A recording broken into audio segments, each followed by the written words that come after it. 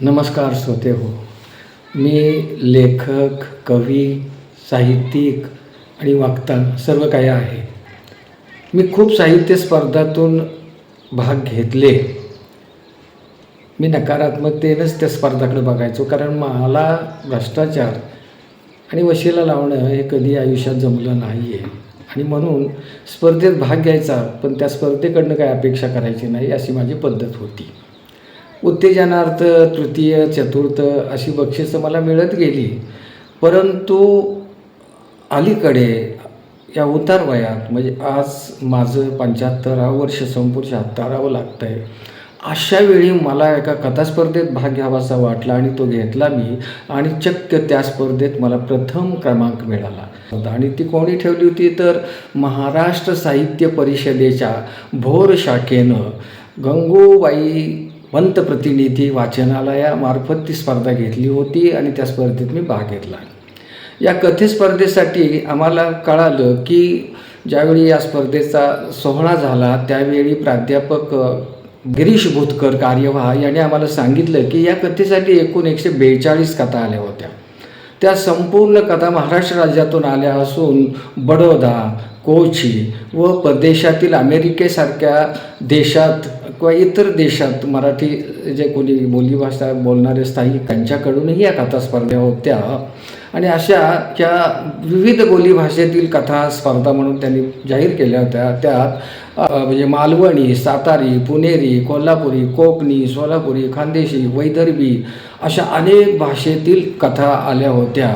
आणि त्या कथा स्पर्धातून माझ्या कथेला म्हणजे सातारी बोलीभाषेतील मसाप्पा शिदाप्पा या कथेला प्रथम पारितोषिक मिळाला. आणि हे प्राध्यापक गिरीश भुतकर यांनी मला कळल्यानंतर खूप आनंद झाला की मी मग त्यावेळी विचार केला की परमेश्वर माझ्याविषयी खूप खूप वाईट वागतो, मला खूप त्रास देतो, परंतु माझी साथ सोडत नाही आणि त्याने कधीही माझी साथ सोडली नाही आहे, याचा मला अनुभूती आली. हा कार्यक्रम भोर येथे वाचनालयाच्या हॉलमध्ये पार पाडला. त्यावेळी भोर शाखेचे अध्यक्ष प्रदीप पाटील, उपाध्यक्ष सुरेश शेटे, कार्याध्यक्ष अरुण बुरांडे, कार्यवाह प्राध्यापक भुतकर, इतर नगरसेवक आणि मसपाचे तपपूर्ती शाखेचे भोर शाखेच्या वतीने जो काही कार्यक्रम सोहळा पार पाडला त्याचे ते सारे पदाधिकारीसुद्धा होते. एवढंच नाही तर मसपाचे सुद्धा पदाधिकारी होते. या कथे स्पर्धेसाठी जानकर 5 परीक्षक त्यांनी नेमले होते. त्यात प्राध्यापक बी डी गायकवाड, स्वाती दुधगावकर, डॉक्टर संदीप पाटील, संतोष ढवळे व एम भारांबे यांनी या स्पर्धेचे परीक्षण केले होते. आणि या परीक्षकांच्याकडून माझ्या बसाप्पा शिदाप्पा या कथेला प्रथम पारितोषिक मिळाले, याचा मला खूप आनंद झाला. हा सोहळा त्यांच्या वाचनालयात पार पडला. त्यावेळी माझे कुटुंब, माझे मित्र आवर्जून आले होते की जे माझ्यावर पहिल्यापासून ज्यांनी प्रेम केलं, माझ्या साहित्यावर प्रेम केलं ते म्हणजे प्राध्यापक त्यांना म्हटलं तरी वावगं ठरू नये असे मोकाशी शौकतभाई हे माझे मित्रही कार्यक्रमाला आले होते. आणि त्यामुळे मला खूप आनंद प्राप्त झाला होता. तर त्यानंतर मी प्रथम पारितोषिक प्राप्त म्हणून एक स्पर्धक होतो म्हणून प्राध्यापक भुतकरांनी मला 5-10 मिनटं बोलण्याची संधी दिली. आणि त्यासाठी मी बोललो. बंधन तर होतंच आणि बंधनाचं भान ठेवून मी बोललो. तर त्या केलेल्या भाषणाची चित्रफित नंतर मला त्यांनी पाठवली. ती चित्रफित मी तुम्हाला दाखवतो आहे, ती तुम्ही ऐकावी, पाहावी एवढीच मी तुम्हाला विनंती करतो आणि थांबतो. धन्यवाद. या कार्यक्रमासाठी जमलेलो आहोत. मला प्राध्यापक भुतकर सरांनी वेळेचं बंधन टाकलेलं आहे, त्यामुळे मी आपल्या सर्वांची नावं घेत आहे. क्षमस्व. नावात आहेच काय, शेवटी शेक्सपियरने एका नाटकात जरी म्हटलेलं आहे की गुलाबाला धोका म्हटलं तरी गुलाबातला रंग आणि गंध सोडू शकत नाहीये, तसे आपण सगळेजण आहात. माझ्या जीवनात फार मोठं स्थान असतं. लक्ष्मीनारायण आखुंदे लक्ष्मण रेषा सीतामाईने एका बोटानं उलटली आणि रामायण घडलं. म्हणून भुतकर सरांनी दिलेली वेळ मी सांभाळणार आहे, म्हणजे त्याचं उल्लंघन करणार नाही, एवढं तुम्हाला मी सांगू शकतो. आतापर्यंत भरपूर पुरस्कार मिळाले, पण उतार वयात प्रथम पारितोषिक हा पुरस्कार मला मिळाला. आज मला खूप आनंद आहे. सगळ्यांना विनम्रपणे सांगायचं की 7-10 पुरस्कार मिळाले, परंतु एकही प्रथम पुरस्कार नव्हता. काय असेल देव जाणो. पण आज मात्र माझ्या साहित्याला आणि मला माझ्या कथेला न्याय मिळाला, या गोष्टीचा मला फार आनंद होत आहे. मी बालपण हरवलेला आणि बालपणाबरोबरच हसू हरवलेला माणूस होतो. काय झालं हा विचार बदल झालं. विद्यार्थी माझं दैवत सांभाळून मी त्यांच्याशी वागलो आणि त्याच एका दैवतावर ही कथा लिहिली. ज्यावेळी मी पु ल देशपांड्यांची व्यक्ती आणि वल्लीमधली सखाराम गटने ही पहिली कथा वाचली आणि ती पुन्हा ऐकण्यात आली, त्यावेळेस मला वाटलं की असा एखादा सखाराम गटने आपल्याला भेटावा आणि आपण तो जगासमोर मांडावा. बुद्ध सरांनी साहित्यातील मी जवाहर म्हणतो, कारण जवाहर हा चांगल्या रत्नाची पाहण करणारा असतो आणि आज मला माझ्या साहित्याला खऱ्या अर्थानं बुद्धरांच्या माध्यमातून एक जवाहर मिळाला. या गोष्टीचा मला खूप मोठा आनंद वाटतो.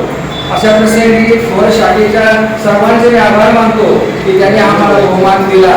कदाचित हे राहून जाईल, तसे जे 5 परीक्षक आहेत त्यांचे मी आभार मानतो. शेक्सपियरच्या एका नाटकात मला एक वाक्य आठवते. मी 10वी किंवा 11वीला असताना 50-60 वर्षापूर्वी होत आहे, त्यावेळी त्यांचा एक पाठ होता. द मर्चंट ऑफ व्हेनिस नावाचं नाटक होतं आणि त्या मर्चंट ऑफ व्हेनिस नावाच्या नाटकात पॅशॅनो, पोर्शिया आणि स्पॉइलर ही 4-5 पात्रावर लिहिलेलं नाटक होतं. त्यातली पोर्शिया आपल्या प्रियकराला म्हणते की one good D time with the English burden of stop.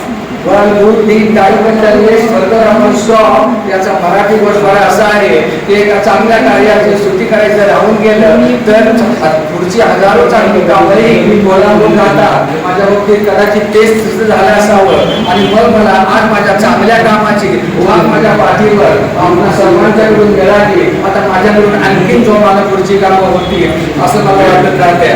शेवटी काय आहे की मला दिलेल्या वेळेस पाहिलं पाहिजे. तर मला एक जाता एक थोडीशी कविता आठवते. ती कविता म्हणतो आणि मी थांबतो.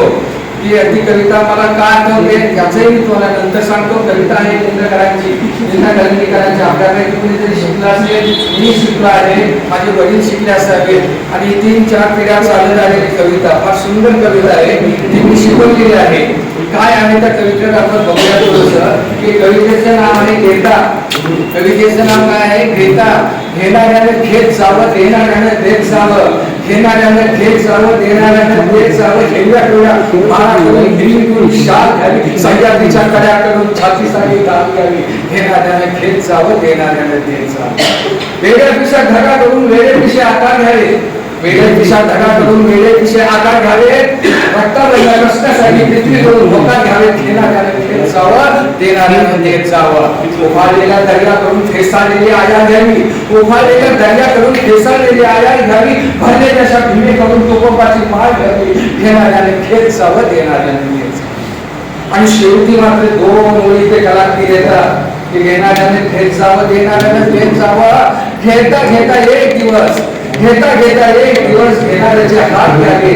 घेता घेता एक दिवस देणाऱ्याचे हात घ्यावे. आता देणाऱ्याचे हात म्हणजे काय? ही कविता मी माझ्या मुलाला शिकवली आणि शिकवल्यानंतर त्यांना आकलन काय झाले म्हणून प्रश्न विचारला की मुलांनो, कवी म्हणतायत की देणाऱ्याने देत जावं, घेणाऱ्याने घेत जावं. एक दिवस घेता घेता देणाऱ्याचे हात घ्यावेत. हात घ्यावेत म्हणजे काय रे? हात घ्यावेत म्हणजे काय? त्या मुलांना समजू शकलं नाहीये. हात घ्यावेत म्हणजे जसं शोले पिक्चर मध्ये गब्बर आपल्या ठाकूरचे हात घेतो तसे घ्यावेत काय? तसं नाहीये. तर दातृत्वाची भावना घ्यावी.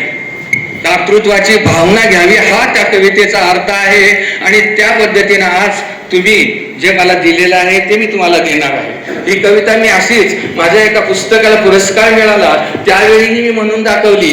त्यावेळी त्या व्यासपीठावर एक मंत्री महोदय होते आणि ते मंत्री महोदय नंतर माझं भाषण झाल्यानंतर बोलायला अध्यक्षीय भाषणात उभे राहिले त्यावेळी म्हणाले की जे आत्ता एका सरांनी शिकते सरांनी जी एक कविता म्हणली घेता, ती कविता मी सुद्धा मुंबईच्या एका चांगल्या शाळेत मी शिकलेलो आहे. पण त्यावेळी माझ्या मराठीच्या शिक्षकांनी त्या कवितेचा गोषवारा किंवा आशय हा मला दातृत्व भावना हा सांगितली नाहीये. मला आज ती दातृत्व भावना मला कळाली आणि ही दातृत्व भावना मी सुद्धा थोडी जपणार आहे.